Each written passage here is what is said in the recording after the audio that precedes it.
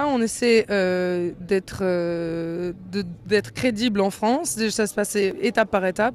Et puis en Europe, et puis en Europe continentale. Et puis ça se fait vraiment étape par étape, la musique.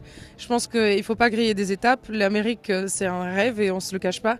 Mais ça sera peut-être peut-être pour le premier, peut-être pour le second album. Mais on n'oublie pas. iPhone, c'est aussi un ancrage français. On l'a vu dernièrement, vous avez réagi tout de suite après la tuerie de Nice. Est-ce que c'est encore très présent en vous? Est-ce que vous avez à cœur finalement de parler de ce qui s'est passé, même si c'est douloureux, et que ça vous représente finalement? C'est cette ville, c'est cette promenade, cette prom?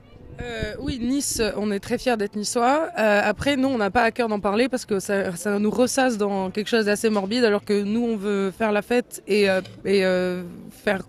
montrer qu'on n'a pas peur et que la vie continue. Et c'est un peu notre rôle en tant qu'artiste. Ça nous a mis en perspective le fait qu'on était là pour donner de l'espoir et donner de la force. Donc oui, effectivement, on a rendu cet hommage et on est heureux qu'il ait donné de l'espoir.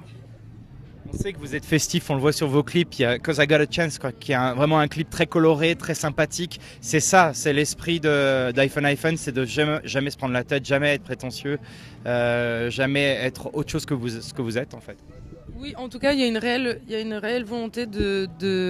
Merci de nettoyer mon micro. Non mais, quand je fais ça, ça me chatouille. Non, non, il y a une réelle volonté de sincérité. Voilà. Je crois que tout est dit. Voilà, d'accord.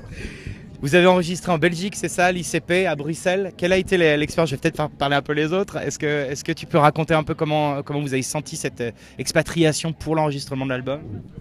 Je trouve que ça nous a fait du bien de changer d'endroit et de climat, parce qu'on s'est beaucoup enfermé dans nos bureaux en fait, et de changer un peu d'espace, c'était cool. Et puis ICP, c'est quand même assez fabuleux parce que c'était un peu le piège aussi pour nous. Il y a vraiment beaucoup d'instruments, mais tout. Et on les a à peu près tous essayés, je crois. Ouais.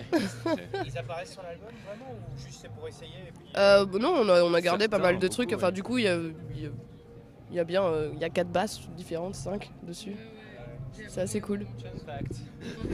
Waouh! Fact, il y a 4 grosses caisses et 7 caisses claires sur l'album. Mais chut! Le saviez-vous? Non.